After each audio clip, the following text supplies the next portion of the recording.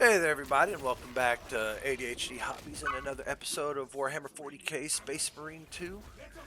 I got another build for you in this video, and this time it's for the Vanguard. I love this build. It is so relentless. Half the time I'm playing it, I feel unstoppable. I'm able to blast my way through, slash my way through, tear my way through, rip all the other things that might be copywritten out there in this game, and have great survivability while doing it. With this build, you're able to get in and out of some really tight situations. You're able to assist your teammates even, and get those executions and do the damage that everybody feels like a Vanguard needs to be doing. Alright, now to see what makes this bad boy tick. Let's start off with the weapons over here, get them out of the way. First and foremost, for all those nasty little mobs that like to run up on you, easy guess, the Melta. You cannot go wrong with this. It's going to obliterate everything. If things start getting out of control with your chainsword, pull this bad boy out, you're guaranteed to rid everything of everything. This is one of the few weapons that I didn't bother using the relic abilities on. I'm not too worried about increased rate of fire, and I'm not that worried about increased rate of fire. So instead, I opted to go reload 10% faster and restores armor, so it's going to help with my survivability. And then just go down the top line there.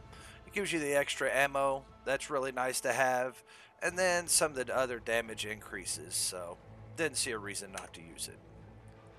Classic bolt pistol, running here. I prefer the more damage. You don't use it for a lot of mob clearing, mostly your bolt strikes, or gun strikes, excuse me. Perk tree again, running all the way down the top. Enjoy getting the instantly reloading a weapon. And then what's the other one over here? Headshot, still more damage, more damage, more damage. Magazine size. Didn't really need the max spread reduced. Again, don't use it much, but it helps reload that Melta when you need it. Chainsword. Fencing. You have to go fencing. If you're playing the game at this point, fencing's the only way to do it. And again, just straight down the top. One of the big ones to take away from here is going to be the trampling stride. That second stomp is amazing. Okay, perk tree. The nitty gritty of it. Start out with some of the cores here. The first skill I went with is moving target. Each melee attack you land reduces range damage. This is fantastic because you're going to be moving constantly with your chainsword, chopping everything, and this keeps a nice range damage reduction on you and helps survivability and keep you alive. Melee damage. While this does sound nice, most of your damage to guys is going to be done with parrying and gun strikes and stomps and finishers. So just the raw dogging and the raw swinging of the chainsword isn't really that necessary. I did try this one for a little bit, but if you're dodging and parrying correctly, and once you get used to it, you're not going to get hit enough to really need it. Second ability on here is going to be Conviction. The moment your armor is fully depleted, you take 15% less health damage for 10 seconds. This is really nice because you only have 2 bars of armor, some of the lowest in the game, and so that armor gets depleted all the time. And once that happens, losing your health more slowly is very nice. 20% less melee damage, but 10% more ranged. Absolutely not. Melee up close, you can parry, you can mitigate this. That 10% more range damage, you will feel it. It'll chew through your character. Perfect parry window increases. Again, this is optional. I wouldn't recommend it. Retribution, grabbed or knocked back. Try to avoid that. Consecutive execution, killing 10 enemies. This can be very janky. Tough to keep up with the bonus. Just skip it. Health is less than 50%. That's going to happen a lot on this build, and that extra dodge window is amazing. That allows for so many gun strikes while also keeping you alive. So this ability right here gives you a lot of damage and mobility. Inner Fire. All squad members can restore ability charge by 15%.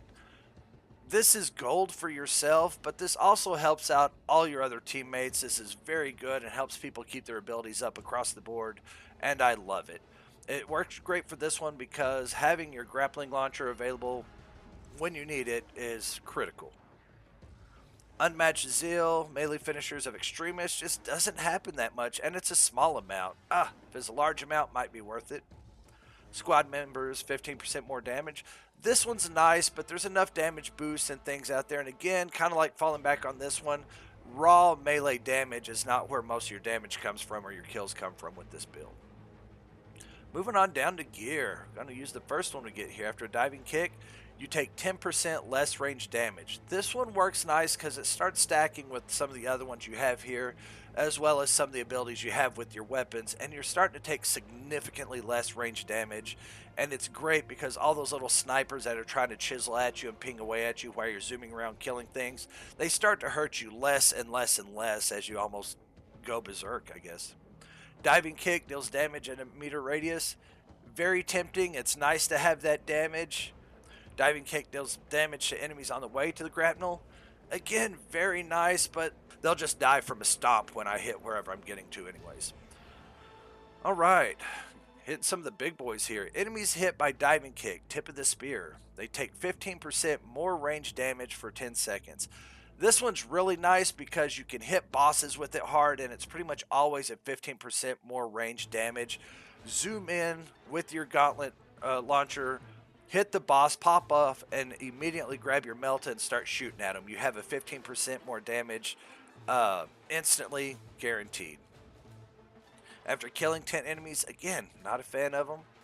Performing a finisher with the launcher deals a small amount of damage to nearby enemies. Again, a nice one, but this one down here, you're really going to feel it on the big things like the Carnifexes and the Hive Tyrants. You're going to notice this boost. It's really nice to have. Grapnel launcher recharges 20% faster. Combat readiness. Can't go wrong with that because the more grapnel launcher you have, the more times you get to hit the boss, the more range damage things take, the less damage you take.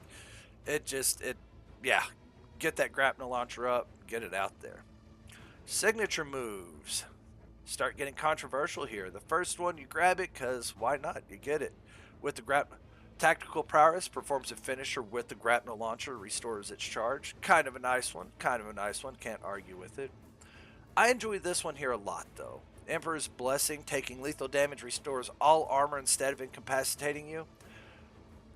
You're able to mitigate your armor and your health fairly easily with this build. You're doing enough finishers that you're constantly keeping your health generated and stuff, which is the reason I didn't go with the last one, which gives your health or restore your health by 10%.